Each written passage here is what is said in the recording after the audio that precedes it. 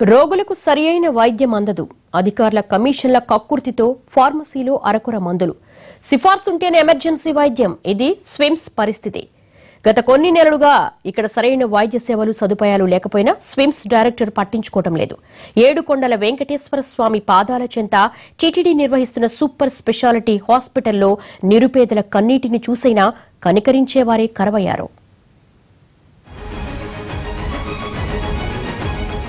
రాయలసీమలోని నిరుపేదలకు super speciality వైద్య సేవలు అందించేందుకు 1986లో ఎన్టీ రామారావు హయాంలో శ్రీ వెంకటేశ్వర వైద్య విజ్ఞాన సంస్థ స్విమ్స్ ఏర్పాటుకు శంకుస్థాపన చేశారు.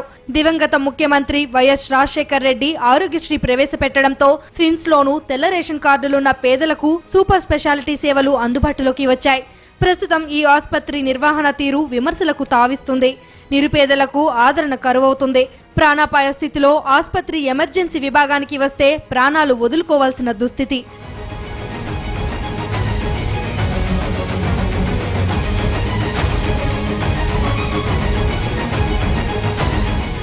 స్విమ్స్ లో 900 మందికి పైగా ఇన్పేషెంట్లుంటారు.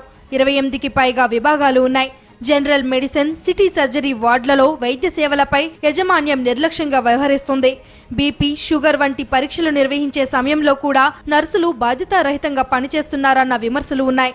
ఉదయం అల్పాహారం తీసుకోకుండా షుగర్ శాతం కొలుస్తున్నారు. ఇక రక్త పరీక్ష చేయించుకుంటే రిపోర్ట్ సరైన టైంలో రాదు. అవుట్సోర్సింగ్ నర్సులు మొక్కుబడిగా పనిచేస్తున్నారు. వీరిపై అధికారులకు ఫిర్యాదు చేసినా స్పందన లేదు.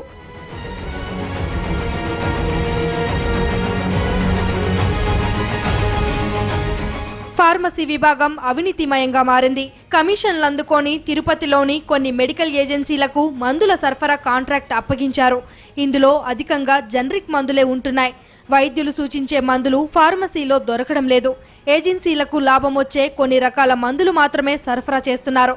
రోగులకు అవగాహన లేకుండా ఇక్కడిచ్చే మందులు వేసుకుంటే మరింత అనారోగ్యం పాలవ్వక తప్పదు.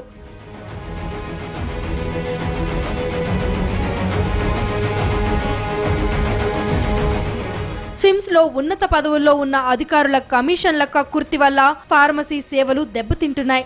అత్యవసర విభాగ సేవలు సైతం అధ్వానమై 15 పడకలు మాత్రమే అందుబాటులో ఉన్నాయి. మరో 10 కేసులను స్ట్రెచ్చర్లపై ఉంచి సేవలందిస్తున్నారు. ఇంత పెద్ద విభాగంలో 10 వెంటిలేటర్లు మాత్రమే అందుబాటులో ఉన్నాయి. సిఫారసు ఉంటేనే ఇక్కడ చేర్చుకుంటున్నారు. ఇప్పుడు 3 రోజులు అవుతుంది రక్త పరీక్ష చేసేదానికి. ఇప్పుడు తీసుకున్నానికి ఆన్నే తిప్పి ఆ పేషెంట్ కు కూర్చోబడి లేకున్నారు సార్. ఏదైనా ట్రీట్మెంట్ తీసుకొని గబకి చేయండి అంటే దొబ్బుతారు సార్. లోపలికి పోతే డాక్టర్లతో మాట పోయా మళ్ళీ చూచాంప అని. అది ఒక రిపోర్ట్ తీసేదానికి ఇప్పుడు 3 రోజులు పట్టింది సార్. ఇప్పుడు మళ్ళీ ఇంకో రిపోర్ట్ చూడాలంటే అది ఇంకా నెలలు పడతాయి. అంతలేక ఆ పేషెంట్ చచ్చిపోతారు సార్. ఏం చేయాలో అర్థం కాక మేము తిరుగుతా ఉన్నాం. ప్రముఖులకు కూడా ఇక్కడ నామమాత్ర వైద్య సేవలే. సాధారణ రోగుల పరిస్థితి దారుణంగా మారింది. 300 మందికి పైగా వైద్యులు, 2050 మందికి పైగా నర్సులు పనిచేస్తున్నారు. పీజీలు, నర్సింగ్, ఎంబీబీఎస్, పారామెడికల్ విద్యార్థులు రోగులకు సేవలందిస్తున్నారు. అయినా ఇన్పేషెంట్లకు మెరుగైన వైద్య సేవలు అందడం లేదు. వచ్చినామా కడుపు నొప్పి సార్ మా బ్రదర్కి. 2 రోజుల నుంచి వచ్చి ఇక్కడ ఉన్నామా. ఏం కానీ చూడలేదు. స్కాన్ చేసినారు. 6700 ఇచ్చి స్కాన్ చేసినారు. స్కాన్ రిపోర్ట్ వచ్చేంత వరకు మేమేం చూడము అంటున్నారు. ఆయన పరిస్థితి చూద్దామంటే నాకు ఈ మూత్రాలు కూడా పైకి ఎగలాగేస్తున్నాయి, నేను చనిపోతాను అంటాడు. అక్కడ ఉన్నారు చూడండి సార్. అందుకోసం వేసాడైతే ఇప్పుడు ఎమర్జెన్సీలో 2 ఇంజక్షన్లు వేసినారు సార్. మళ్ళీ పిలుచుకొచ్చి ఇక్కడ పని పెట్టినాము. రూమ్ లేదు సార్. రూమ్ లేదు, ఏమీ లేదు సార్, ఏమీ లేదు. ఏటీఎం దగ్గర పోతే అమ్మా మాకు 5000 కావాలా ఇప్పుడు ప్రస్తుతానికి పేషెంట్కి 5000 తీసి అమ్మా అన్నాం. 5000 తీసి అంటే ఫస్ట్ సీటీ వచ్చింది.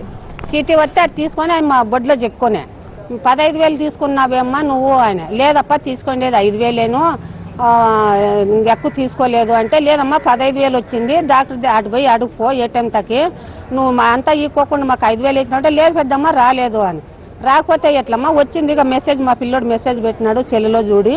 లేదంటే మా పిల్లోని కూడా ఫోన్ చేపిస్తాను అంటే లేదు రాలేదు అని. సరేలేమ్మా వద్దులేమ్మా సార్ వాళ్ళు ఆడ ఎవరో పోలీసు వాళ్ళు ఉన్నారు అక్కడ పోయి నేను వాళ్ళని అడిగి వాళ్ళని తోలుకొచ్చి ఈ మెసేజ్ ఆ పిల్లోనికి ఫోన్ చేసి ఇది చూపిస్తాను.